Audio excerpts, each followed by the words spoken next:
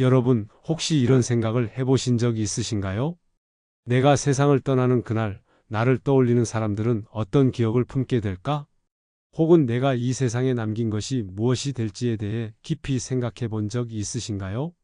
살다 보면 돈이든 명예든 한때는 모든 것을 쥐고 산다고 생각했던 사람도 시간이 흐르고 나이가 들어감에 따라 점차 무력감을 느끼게 됩니다.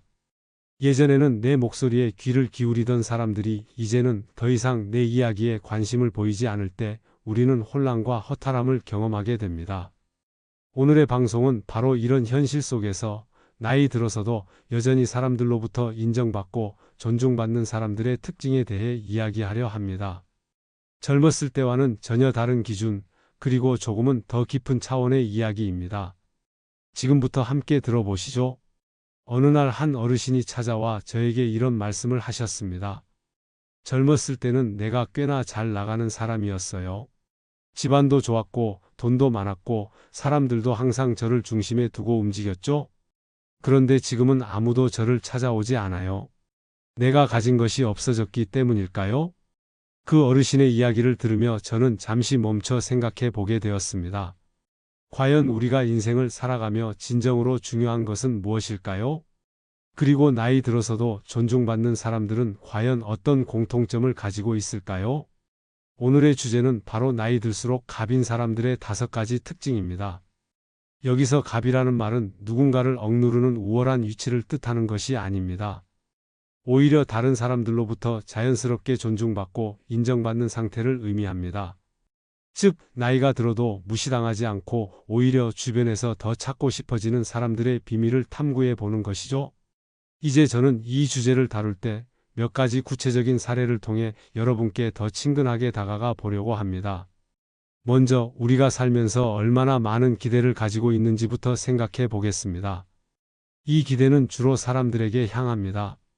자녀에게 기대하고 배우자에게 기대하고 친구와 이웃에게도 기대를 품게 되죠. 하지만 기대는 우리의 마음을 실망으로 물들이는 가장 큰 이유가 되기도 합니다. 한 어머니의 이야기를 들어볼까요? 이 어머니는 평생 자녀들을 위해 헌신하며 살았습니다. 자녀들의 성공만이 그녀의 인생 목표였고 그 목표를 이루기 위해 자신을 희생하며 모든 것을 바쳤습니다. 하지만 자녀들이 성장하여 독립하면서 그녀의 마음속에 남은 것은 외로움과 서운함 뿐이었습니다. 내가 이만큼 해줬는데 왜 자식들은 나를 이렇게 대하는 걸까? 그녀는 매일같이 이런 생각에 사로잡혀 괴로워했습니다. 이 이야기를 듣고 있던 저는 그 어머니에게 조용히 이렇게 말씀드렸습니다. 어머니, 혹시 어머니께서 자녀들에게 바라셨던 것이 무엇인지 한번 돌아보신 적 있으신가요?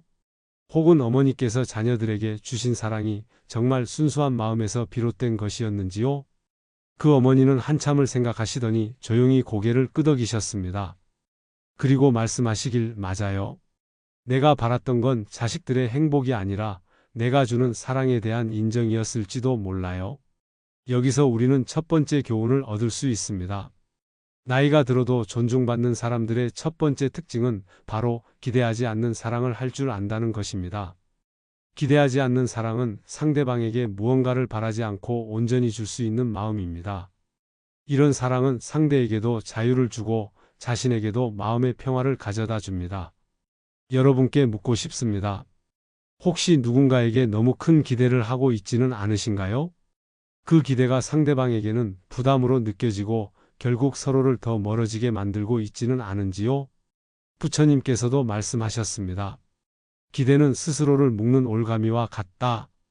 기대를 내려놓으면 자유로워지고 그 자유 속에서 진정한 관계가 꽃피운다. 오늘 방송의 첫 번째 이야기에서 우리는 기대하지 않는 사랑의 중요성을 배웠습니다. 이제 나이 들어 존중받는 사람들의 두 번째 특징에 대해 알아보겠습니다. 여러분도 함께 생각해 보세요. 기대 없는 사랑은 어떻게 가능할까요? 그것이 우리 삶에 어떤 변화를 가져올까요? 계속해서 이어질 이야기를 기대해 주시길 바랍니다. 당신은 나이가 들면서 스스로를 얼마나 귀하게 여겨야 하는지 잘 이해하고 계신가요? 오늘 이야기는 첫째, 삶의 경험과 지혜가 관계의 중심이 되는 순간을 다룰 겁니다. 아마도 많은 분들이 나이가 들면서 주변 사람들과의 관계에 미묘한 변화가 생긴 경험이 있을 겁니다. 젊을 때는 자신의 능력이나 외적인 조건으로 인정받는 일이 많았다면 노년에는 전혀 다른 기준이 작용하기 때문입니다. 여기 한 할머니의 이야기가 있습니다. 그녀는 젊은 시절에는 대기업의 임원으로 일하며 수많은 사람들의 존경을 받았던 사람입니다. 하지만 퇴직 후 직위와 권력을 잃게 되면서 주변에서 자신을 대하는 태도가 완전히 바뀌는 것을 느꼈습니다. 그녀는 처음엔 그 변화가 매우 충격적이었다고 말했습니다. 이전에는 사람들이 항상 그녀의 의견을 귀담아 들었고 모든 모임에서 중심에 서 있었지만 지금은 누구도 그녀에게 먼저 말을 건네지 않았다고 합니다. 그런 상황 속에서 그녀는 점점 자신이 초라해지고 있다는 감정을 느꼈다고 했습니다. 하지만 시간이 지나면서 그녀는 다른 방식으로 자신을 바라보는 법을 배웠습니다. 어느 날 그녀는 동네 도서관에서 무료로 진행되는 독서 모임에 참여하게 되었고 그곳에서 전혀 다른 종류의 존경을 받기 시작했습니다. 모임에서 그녀는 자신이 살아오면서 겪었던 일들 그리고 그 경험을 통해 얻은 교훈을 나누기 시작했습니다. 사람들은 그녀의 이야기에 귀를 기울였고 삶의 지혜를 나누는 모습에 깊은 감명을 받았습니다. 어느새 그녀는 다시 모임의 중심이 되었고 이번엔 그녀의 직이나 능력이 아니라 삶을 통해 얻은 깊이와 성찰이 사람들을 이끌고 있었던 것입니다.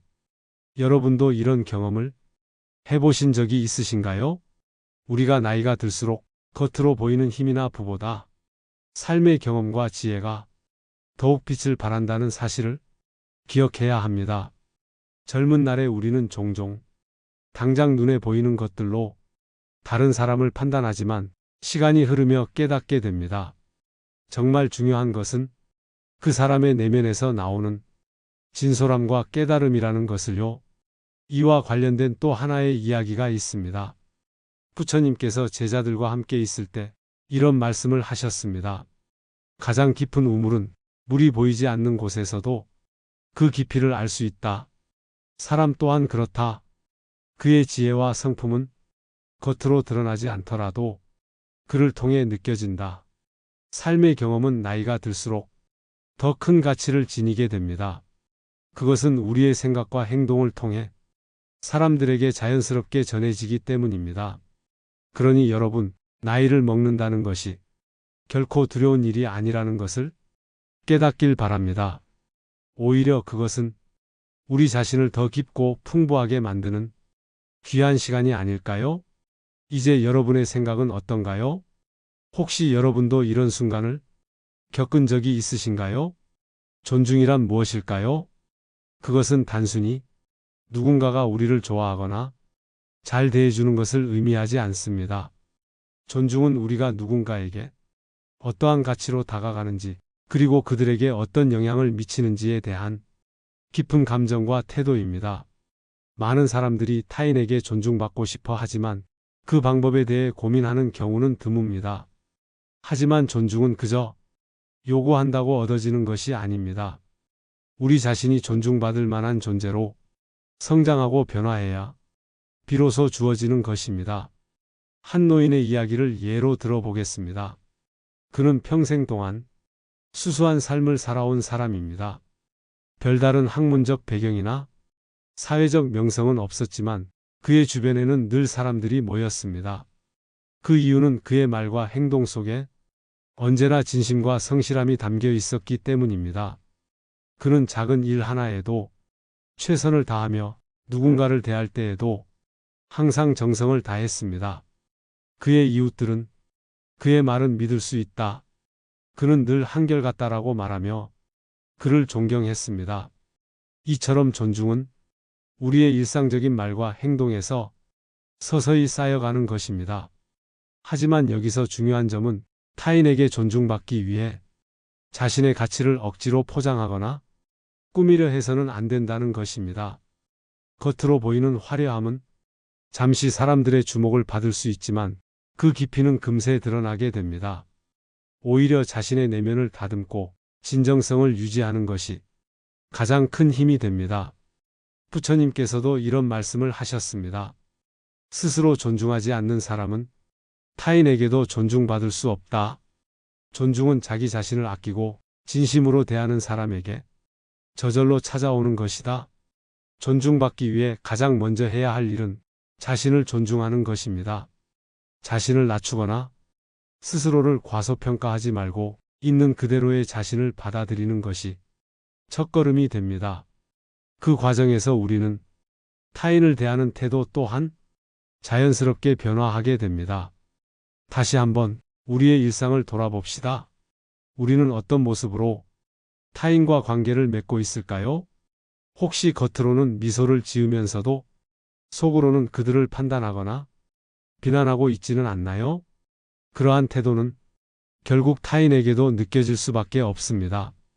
진정한 존중은 우리의 마음속에서 시작됩니다. 그리고 그것은 작은 행동 하나, 따뜻한 말 한마디로 타인에게 전달될 수 있습니다. 우리가 타인에게 준 존중은 다시 우리에게 돌아옵니다. 마치 거울처럼요. 세 번째 이야기인 관계를 유지하기 위한 진정한 노력에 대해 함께 나눠보겠습니다. 끝까지 읽어주셔서 감사합니다. 혹시 여러분은 타인에게 존중받기 위해 어떤 노력을 하고 계신가요? 인간관계는 마치 살아있는 생명체와 같습니다. 그것은 가만히 두면 서서히 시들어갈 수밖에 없습니다. 따라서 관계를 유지하려면 우리가 지속적으로 시간과 노력을 기울여야 합니다. 하지만 많은 사람들이 관계의 유지가 단지 만남의 횟수나 주고받는 말의 양에 달려 있다고 생각합니다. 물론 그것들도 중요한 요소이지만 더 중요한 것은 그 만남과 대화 속에 얼마나 진심이 담겨 있는가입니다. 예를 들어 봅시다. 어떤 사람이 정기적으로 친구를 만나지만 만날 때마다 자신의 이야기만 하고 상대방의 이야기는 듣지 않는다면 그 관계는 오래가기 어렵습니다. 관계는 서로 주고받는 균형 속에서 유지됩니다. 한쪽이 일방적으로 노력하거나 한쪽의 감정만이 계속해서 소비되는 관계는 결국 지치고 말게 됩니다. 부모와 자식 간의 관계도 마찬가지입니다. 부모가 자식을 위해 모든 것을 희생한다고 해서 그 관계가 항상 건강하게 유지되는 것은 아닙니다. 때로는 자식에게 스스로 선택하고 책임질 기회를 주는 것이 더 큰 배려가 될 수 있습니다. 이처럼 관계의 유지에는 지나친 간섭이나 일방적인 헌신보다는 서로의 자율성을 인정하고 서로가 함께 성장할 수 있는 공간을 마련하는 것이 필요합니다. 또한 관계를 유지하기 위해 중요한 것은 갈등을 피하지 않는 것입니다. 모든 관계에는 언젠가 갈등이 생기기 마련입니다. 하지만 그 갈등을 어떻게 풀어가는지가 관계의 지속 가능성을 결정합니다. 상대방의 입장을 진심으로 이해하려고 노력하고 내 감정만을 주장하기보다는 공감의 언어로 대화하려는 자세가 필요합니다. 예를 들어 오랜 친구 사이에서 서로의 오해로 인해 마음이 멀어졌다면 그것을 그대로 방치하기보다는 직접 만나 솔직하게 마음을 나눠보는 것이 중요합니다. 그 대화가 어렵게 느껴질 수 있지만 그 순간을 넘어설 때 관계는 더욱 깊어지고 탄탄해질 수 있습니다. 또한 관계를 유지하려면 작은 것에서 시작해야 합니다. 상대방의 생일을 기억하거나 작은 성과를 축하해 주거나 힘들어 보일 때 먼저 손을 내미는 것과 같은 사소한 배려가 큰 힘을 발휘합니다. 이런 행동들은 상대방에게 우리가 그들을 진심으로 생각하고 있다는 것을 전달합니다. 마지막으로 관계는 끊임없는 선택이라는 것을 기억해야 합니다. 우리가 누구와 어떤 관계를 유지할 것인지 그리고 그 관계를 위해 얼마나 노력할 것인지는 결국 우리의 선택에 달려 있습니다. 때로는 관계를 포기하는 것도 필요한 선택일 수 있습니다. 모든 관계를 억지로 이어가려고 하기보다는 서로에게 긍정적인 영향을 주는 관계를 중심으로 집중하는 것이 더 나을 때도 있습니다. 관계는 우리의 삶을 풍요롭게 만드는 중요한 요소입니다. 그 관계가 건강하게 유지되려면 우리는 끊임없이 배우고 서로를 존중하며 진심으로 대하는 법을 익혀야 합니다. 타인에게 의존하지 않고 스스로 행복해지는 법에 대해 함께 이야기 나누어 보겠습니다. 많은 사람들은 행복의 조건을 타인의 인정과 사랑 혹은 외부 환경에서 찾습니다. 누군가 나를 이해해주고 존중해주기를 바라며 그 기대가 충족되지 않으면 쉽게 상처받고 좌절합니다. 그러나 행복은 타인이 만들어주는 것이 아닙니다. 행복은 결국 자신 안에서 찾아야 하는 것입니다. 타인에게 지나치게 의존하는 것은 우리 스스로의 삶을 약화시키는 결과를 가져옵니다. 예를 들어 어떤 사람이 누군가의 칭찬이나 인정을 받지 않으면 자신의 가치를 느끼지 못한다면 그 사람은 스스로를 잃고 타인의 기준에 끌려다니게 됩니다.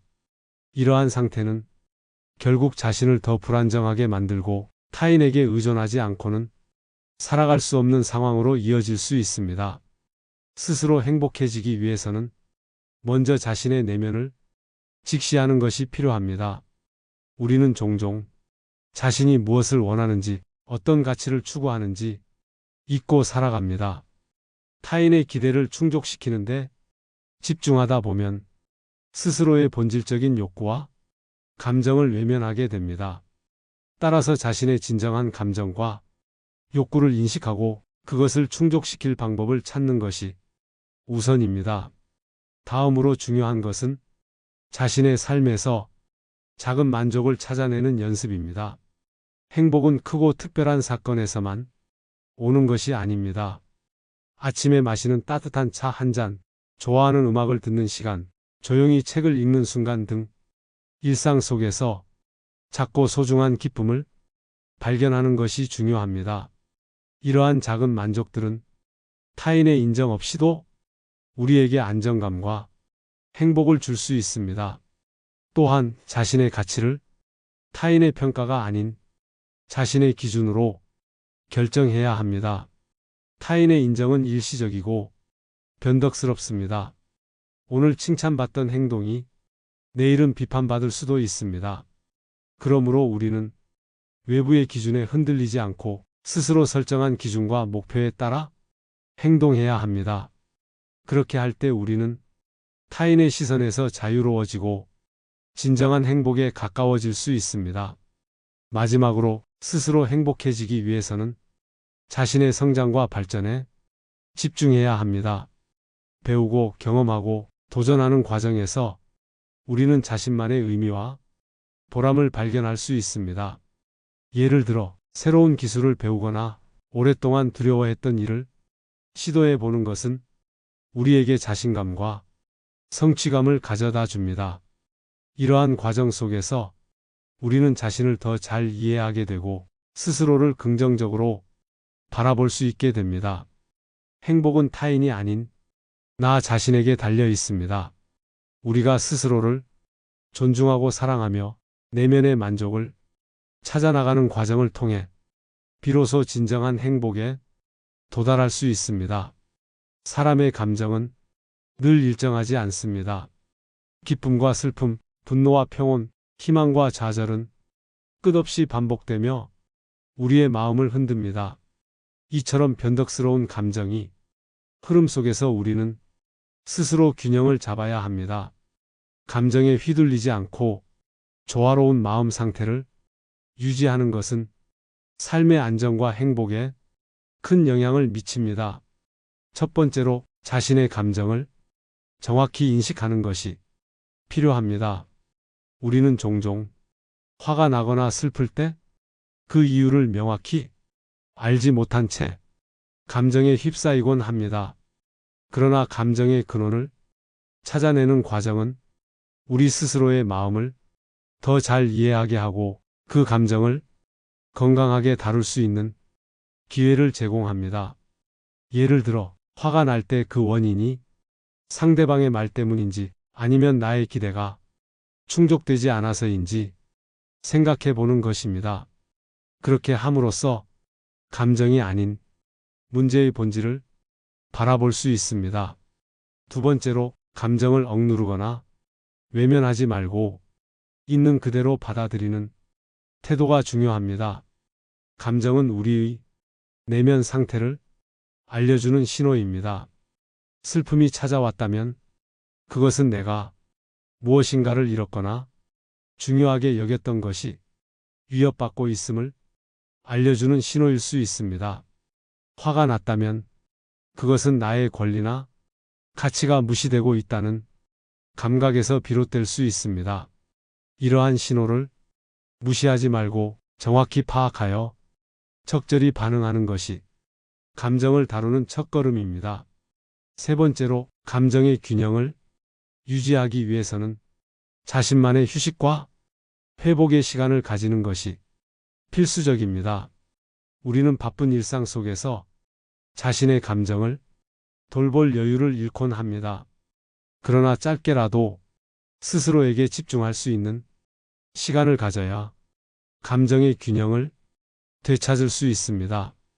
예를 들어, 하루 중 잠시 멈춰 조용히 명상을 하거나 좋아하는 음악을 들으며 감정을 정리하는 시간이 필요합니다. 이러한 시간은 우리에게 안정감을 주고 감정을 건강하게 표현할 수 있는 기반이 됩니다. 네 번째로, 감정의 균형을 유지하려면 타인과의 관계에서 적절한 경계를 세우는 것이 중요합니다.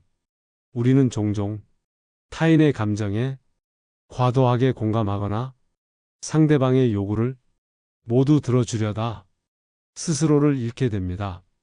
그러나 건강한 관계란 서로의 감정을 존중하면서도 자신의 감정을 지킬 줄 아는 관계입니다. 상대방의 감정에 끌려다니기보다 스스로의 감정에 충실한 태도를 가져야 합니다. 마지막으로, 감정의 균형은 삶의 모든 측면에서 점진적으로 이루어져야 합니다. 즉각적인 해결책을 기대하기보다는 조금씩 감정을 돌보고 조절하는 연습을 꾸준히 해야 합니다. 예를 들어, 하루를 마치고 오늘의 감정을 되돌아보며 스스로를 다독이는 습관을 가지는 것입니다. 이러한 작은 습관들은 시간이 지나면서 우리의 감정을 더욱 안정적으로 만들어줍니다. 감정의 균형은 단순히 기쁨을 느끼거나 슬픔을 피하는 것이 아닙니다. 그것은 우리의 내면을 더 깊이 이해하고 그 이해를 통해 삶의 조화를 이루는 과정입니다.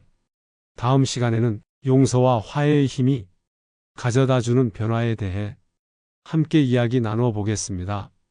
읽어주셔서 감사합니다. 여러분은 감정의 균형을 유지하기 위해 어떤 노력을 하고 계신가요? 여러분의 방법을 댓글로 공유해 주시면 감사하겠습니다. 지금까지의 내용을 정리하며 용서와 화해의 진정한 의미를 돌아보려 합니다. 삶은 예측할 수 없는 다양한 상황과 관계 속에서 끊임없이 우리를 시험합니다. 때로는 깊은 상처를 받고, 때로는 실망과 배신을 경험하며 삶의 무게를 느끼기도 합니다. 하지만 그런 순간마다 우리가 선택할 수 있는 가장 강력한 도구는 용서와 화해입니다. 용서는 다른 사람의 잘못을 덮어주는 것이 아닙니다. 그것은 내가 스스로 과거의 고통에서 벗어나 새로운 길로 나아가는 결단입니다. 상처를 준 사람을 미워하고 원망하는 것은 결국 나를 고통 속에 머물게 하는 일이기에, 용서는 그 굴레를 끊어내고 나 자신에게 자유를 주는 행동입니다. 화해는 용서를 넘어 관계를 다시금 회복시키는 과정입니다. 물론 화해는 일방적인 노력으로는 이루어질 수 없습니다. 서로가 마음을 열고 진심으로 소통하며 서로의 입장을 이해하려는 의지가 뒷받침될 때 비로소 화해가 가능합니다. 이를 통해 우리는 깊은 관계와 신뢰를 다시 쌓아갈 수 있습니다. 용서와 화해는 결코 쉬운 일이 아닙니다.